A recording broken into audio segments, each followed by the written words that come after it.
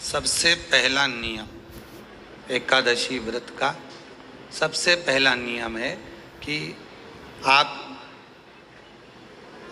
जिस दिन व्रत करो उसके एक दिन पहले भक्ति का संचार इस हृदय में कर लो। भक्ति का संचार इस हृदय में कर लीजिए। जिस दिन आप व्रत करो, जैसे एकादशी का व्रत कर रहे हो तो दशमी के दिन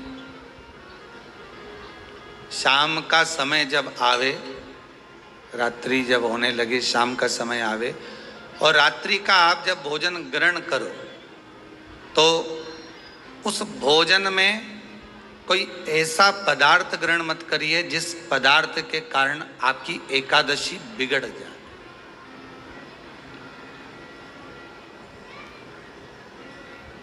कोई बेकार भोजन हमें ग्रहण नहीं करना। श्रेष्ठ भोजन ग्रहण करिए दशमी के। और एकादशी का दूसरा नियम बहुत ध्यान से सुनिएगा। जिस दिन आपकी एकादशी का व्रत हो उस दिन प्रयास करिएगा कि अपने हाथ से किसी भी वृक्ष की कोई पत्ती टूटे ना। अपने हाथ से किसी भी वृक्ष की, पौधे की, किसी भी वृक्ष की पत्ती अपने हाथ से ना टूटे। बहुत ध्यान दीजिएगा महाराज। एकादशी का ये दूसरा नियम है कि अपने हाथ से किसी पौधे की, किसी वृक्ष की, किसी डाली की कोई पत्ती टूटे ना, कोई पत्ती ना टूटे, इसका प्रयास करिए।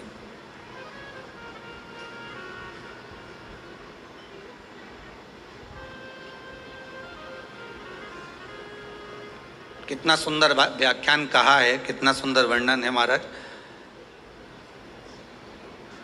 कि मात्र एकादशी का व्रत कर लेने पर, मात्र एकादशी का व्रत कर लेने पर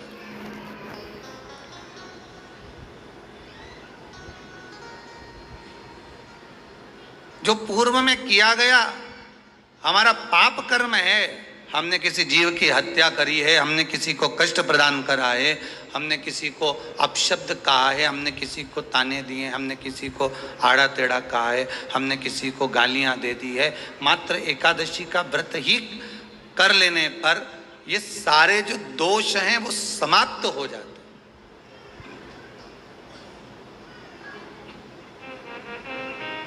सारे दोष हमारे समाप्ति पर आ जाते हैं।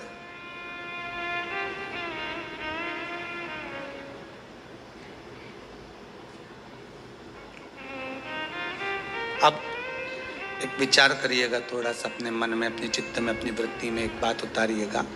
एक अपने मन में एक बात को उतार कर रखिएगा कि आप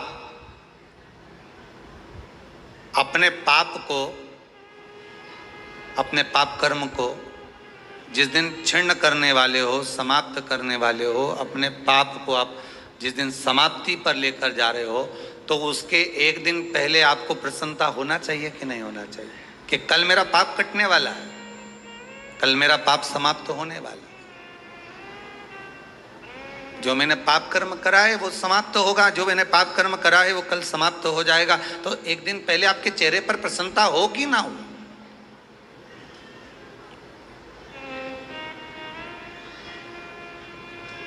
और चेहरे पर वो प्रसन्नता आपके आना चाहिए कि कल मेरा एकादशी का व्रत है, आज दशमी है, कल एकादशी का व्रत है, तो कल मेरी जब एकादशी का व्रत रहेगा तो मेरा ना जाने कितना कितना पाप, कितना असत्य, कितना झूठ, कितना प्रपंच वो समाप्त हो जाएगा। इसमें मुझे प्रसन्नता हो, इसमें मुझे आनंदता हो।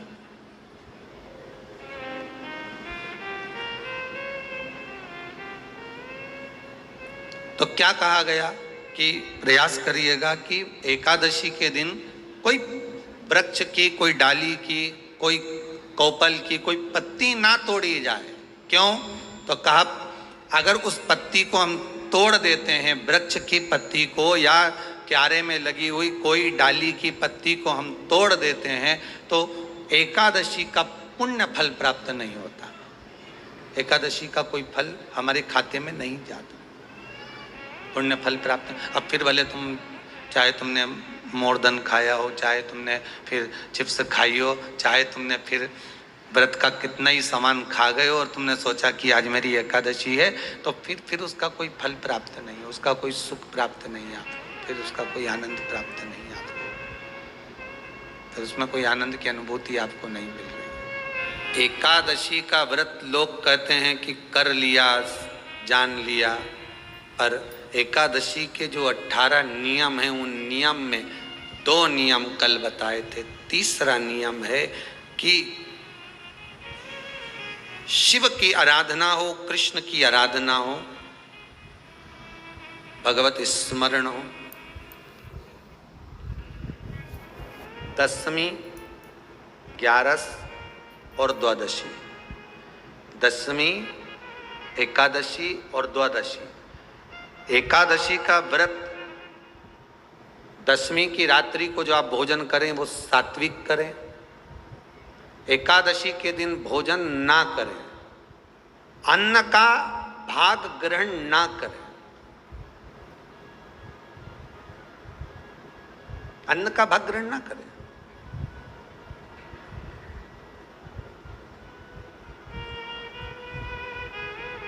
कितना सुंदर कहा है महाराज जी। यदि आपके यहां पर गौ माता है, आपके घर में अगर गौ माता विराज रही है, आपके घर में अगर गौ माता है, गाय की अगर आप सेवा कर रहे हैं, अच्छा गाय की सेवा भी बहुत बहुत कम लोग करते हैं। कितना सुंदर लिखा है धेनु मानस में, गीता प्रेस गोरखपुर की गौ अंक को निकालकर पढ़िए कल्याण का, उसमें लिखा है ब्रह्म मुहूर्त में सुबह के समय पर गाय की पूंछ को पकड़कर या गाय की रस्सी को पकड़कर जो 2 कदम भी चल लेता है, उसके लिए भगवान विष्णु बैकुंठ का मार्ग और कुबेर का मार्ग प्रशस्त कर कर खोल देता। जरा पढ़िए धेनु मानस को, पढ़िए गौ अंक, पढ़िए गीता प्रेस गोरखपुर का कल्याण का अंक निकाल कर पढ़िए कि गाय का मात्र रस्सी पकड़कर 2 कदम चलने वाले के लिए मार्ग प्रशस्त हो जाता है। यहाँ पर तीसरे नंबर का जो, चौथे नंबर का जो उपाय बताया है, उपवास करने का जो नियम बताया, उसमें वर्णन किया एकादशी के दिन अगर आपका व्रत है तो आप भूलवश भी डब्बे में रखी हुई रोटी गाय को ना देते हुए कुछ थोड़ा सा फल, फलहार, कोई केला, कोई सेब, जो आप खाते हो, अंगूर, पपीता, जो आप ग्रहण कर रहे हो, उसका थोड़ा सा भाग आप गाय को प्रदान करो, आप गाय को दीजिए।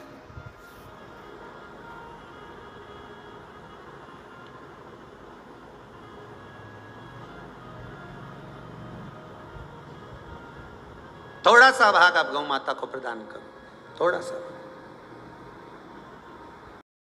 हिंदू धर्म की रीति है सबसे पहली रोटी गाय की। सबसे पहली क्यों बनवाई? कि गाय के मुख में जाएगी तो पितर तर जाएंगे, तो सबसे पहले उठकर जाना था, रोटी बनाकर डब्बे को छोड़कर गैस बंद कर पहले गाय को देकर आना था, फिर रोटी देना चाहिए थी।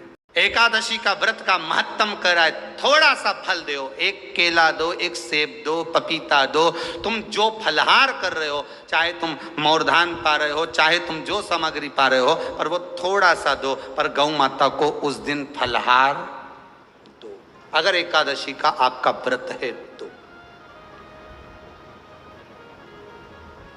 पर दोष है आपने एकादशी का व्रत तो करा, पर सामने गाय आई ना तो आपने फलाहार नहीं दिया, रोटी ही दी है, रोटी ही दी है, डब्बे में से निकाल के ले गई, गाय आई है रोटी देना, देव मना नहीं। बाकी के दिन आप आपके बेटे से कह दो रोटी दिया बेटा जा, पर आप अपने हाथों से, आपका व्रत है तो आप फलाहार आप कर रहे हो, तो फलाहार का ही दान गौ माता को दीजिए।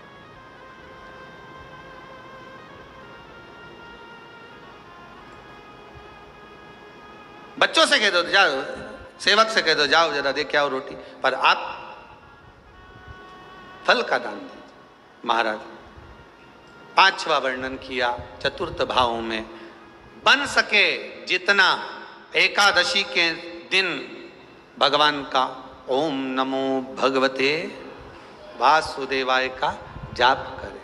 या अपने गुरु मंत्र का स्मरण करें, या जो मंत्र आपके हृदय में समाहित हो, श्री शिवाय नमस्तुभ्यम, ओम नमः शिवाय, राम कृष्ण शिव, जो मन पड़े उसका भजन करें, पर दिल से करें। जितनी देर करते बने उतना देर करो। माला पकड़ने की भी जरूरत नहीं कि माला पकड़ के बैठता हूं तो घट की जिब्या से जप लो, नहीं जी वही उतना में ही पूरा हो जाए, वही बहुत है।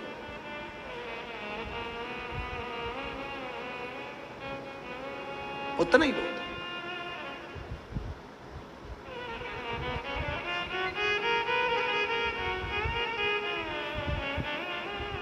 पांचवा नियम कहा, जिस दिन आपका व्रत रहे किसी निंदक से बात ना करें। निंदक जानते हो? भाई दूज के दिन, दिवाली की जो भाई दूज होती है ना, होली दिवाली की जो दूज होती है, उनमें ऐसा गोबर का भाई दूज बनाते हैं और पास में एक चुगलखोर भी बना है, और चुगलखोर के ऊपर ऐसा भाटा धर दे, एक पत्थर। अब तुम्हारे उधर रखे कि नहीं रखे हमें नहीं मालूम रहे हो, जितने आस्था पे सुन रहे हो, पर हमारे इधर तो ऐसा रहता है, गोबर का भाई बहन बनाए और उसकी पूजन करे, उसके पास में एक गोबर का चुगल चोर भी बनाए, उसके ऊपर भाटा धर दे। कथा कह रही है,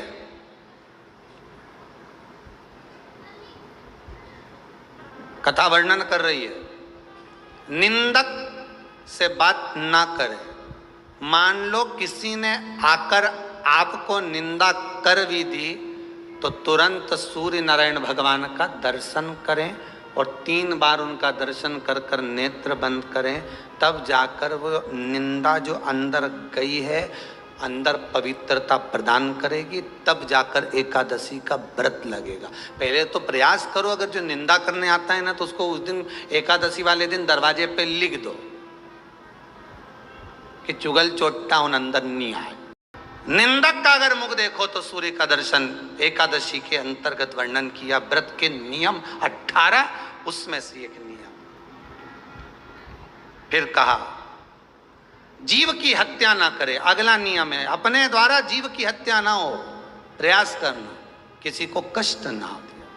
18 नियम में से एक नियम और, प्रयास करिएगा एकादशी जब भी करें तो द्वादशी से जुड़ी हुई करें, दशमी से जुड़ी हुई एकादशी कम करें। जो वैष्णवों की एकादशी कौन सी होती है? जो एकादशी द्वादशी से जुड़ी हो, दशमी से नहीं। दशमी से जुड़ी हुई एकादशी वृद्ध कहलाती है और द्वादशी से जुड़ी हुई एकादशी पुण्य फल प्रदान कर कर वैष्णवों को भगवान के चरण में छोड़ आती है। इसलिए एकादशी द्वादशी से जुड़ी हुई होना चाहिए।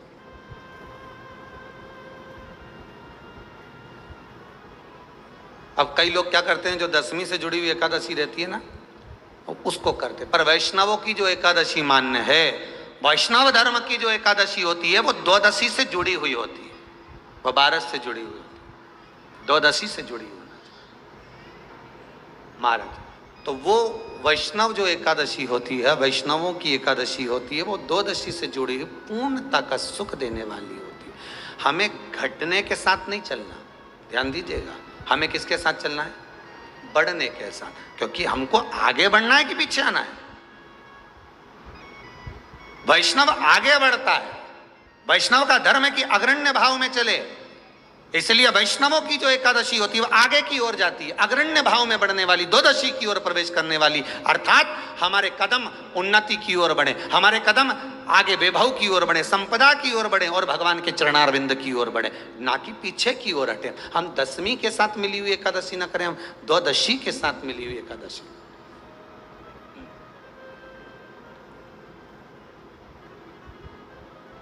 वैष्णव एकादशी। फिर अगला वर्णन किया गया महाराज, शास्त्र कहता है, अगला वर्णन जो किया गया उसमें बताया, प्रयास करें जिस दिन एकादशी हो उस दिन घर में बुआरी झाड़ू आदि जो लगती है वो दूसरा लगा लें। क्यों? उसका वर्णन है, अगर आप बुआरी लगाएंगे, झाड़ू लगाएंगे, पोछा लगाएंगे तो हो सकता है कोई जीव आपके हाथ के द्वारा मर जाए। तब एक बार ये कथा हमने काशी में कह दी थी, तो एक अम्मा खड़ी हो गई और उन्होंने कहा महाराज जी हम तो दोनों ही हैं और मेरी रे एकादशी। तो मैं पूछा किससे लगो? अब मैंने कहा अम्मा तू तो रहने दे, तू ही लगा ले। अब हम कह दें कि अब एक तो बोल रहे कि हम घर में दो और आप कह रहे हो कि जिसका व्रत रहे वो पोछाना, तो मत लगाओ, छोड़ दो एक दिन, कोई जरूरी है झाड़ू लगा लिया सब पोछा। तो प्रयास करो कि कोई जीव ना मरे, प्रयास करो।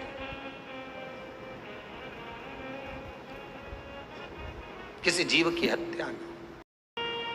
फिर 18 नियम में से एक नियम कहा, जब 26 एकादशी पूर्ण हो जाए तब आप उद्यापन एक बार का जरूर करें।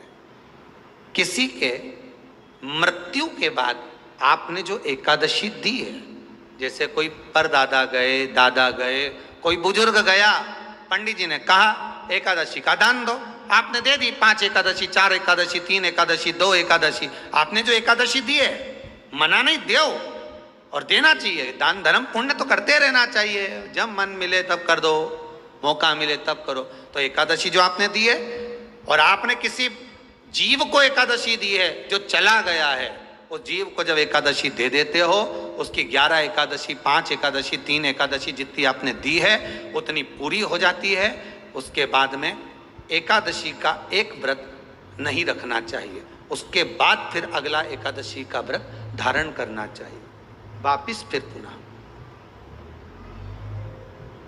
तो क्या करोगे उस दिन?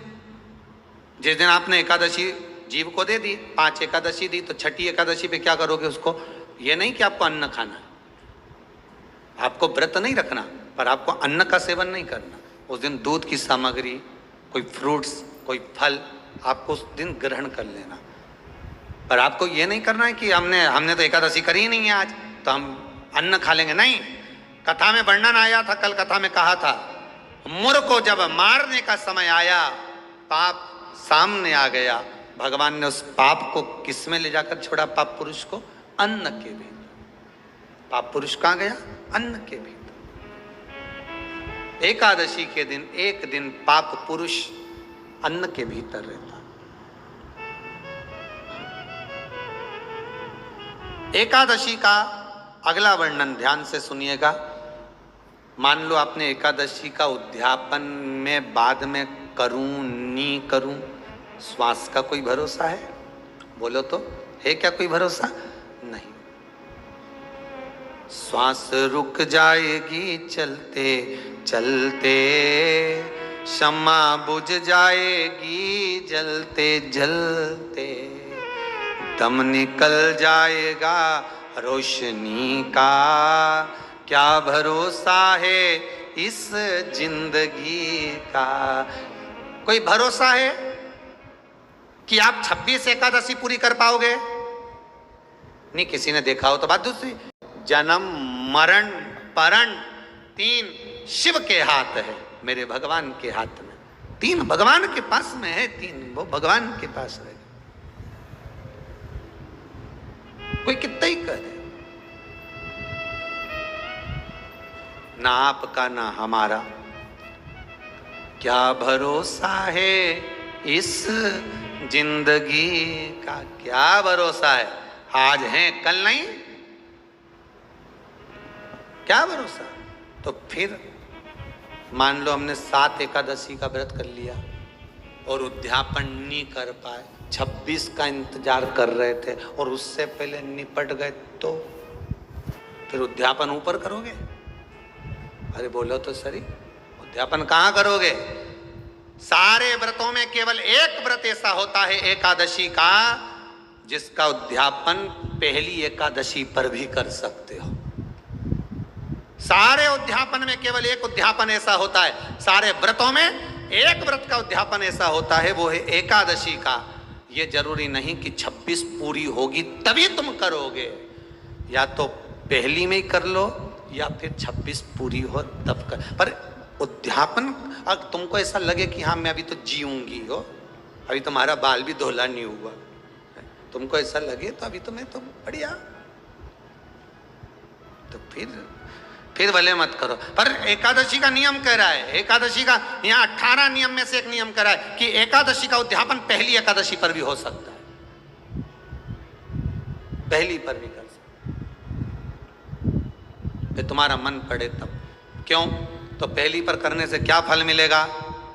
तो एकादशी की नियमावली कहती है, अगर मान लो आपने पहली एकादशी पर भी उद्यापन कर लिया, इसके बाद में जितनी एकादशी करोगे वो सारी तुम्हारे खाते में जुड़ती जाएगी। मतलब बैंक में खाता खोल लो, ठीक है, खाता खोल लिया, अब जितना कमाता जाओगा उसमें डालते जाओ, जितनी कमाई करके लाओगे उसमें जमा करते जाओ। एकादशी एक बार उद्यापन पहले में भी हो गया तो बाकी का पुण्य तुम्हारे खाते में आ जाए, उसका पुण्य।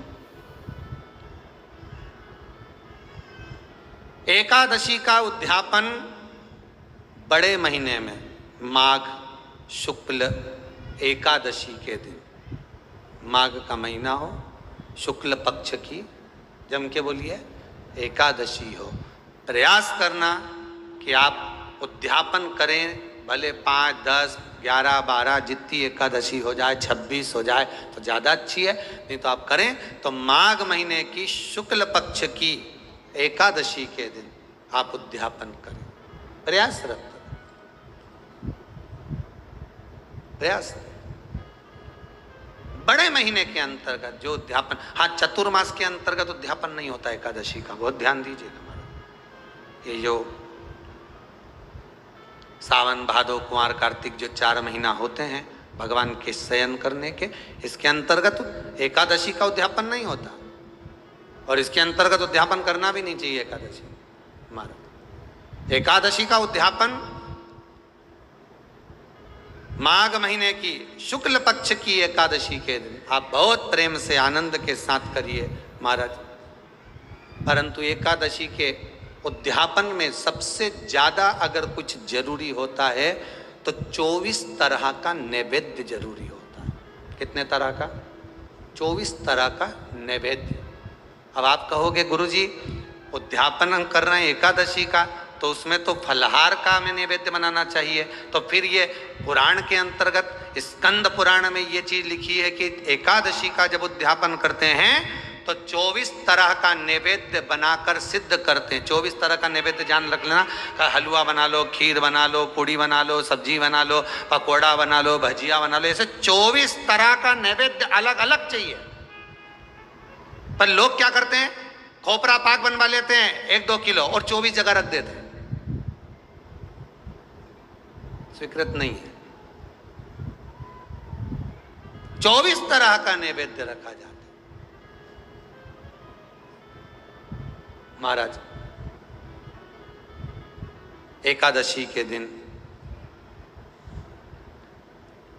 भगवान का पूजन का पूरी तैयारी कर कर मंडल आदि बनवाकर विद्वान ब्राह्मण को बुलाकर, कर्मकांडी ब्राह्मण को बुलाकर जो भगवत सेवा में एकादशी का उद्यापन कराए, उन ब्राह्मण के चरणों को नमन कर कर, प्रणाम कर कर एकादशी का पूजन करवाइए और उस मंडल की पूजन कराकर हवन द्वादशी को कराइए। एकादशी को हवन नहीं, एकादशी के उद्यापन का जो हवन होता है वो द्वादशी को।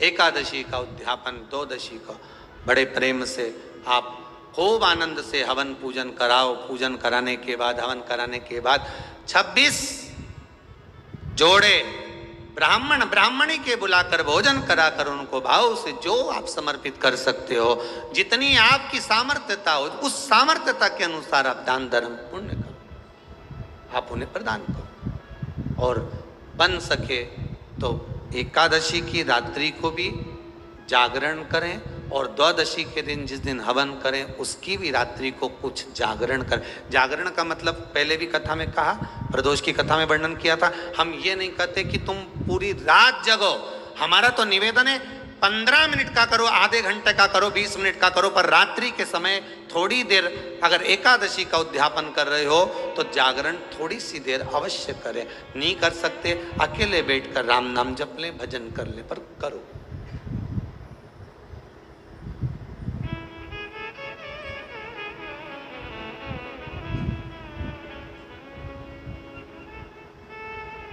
भगवान का भजन करो, किसी भी रूप में करो, करें, निवेदन करें, चरणों का स्मरण करें, भगवान की अविरल भक्ति को धारण करें। 26 ब्राह्मणी को जोड़े से भोजन कराकर कुछ भेंट देकर विदा करें। ऐसे एकादशी के उद्यापन का वर्णन किया गया। एकादशी का उद्यापन सुख प्रदान करने वाला, आनंद देने वाला, भगवत रस तत्व को संजोने वाला। महाराज, शिव महापुराण की कथा में वर्णन आता है कि माता पार्वती जितने व्रतों को धारण करती हैं, माता जितने व्रतों को भगवान शिव के लिए जितने व्रत करती हैं माँ, सारे व्रत भगवान शंकर स्वीकार करते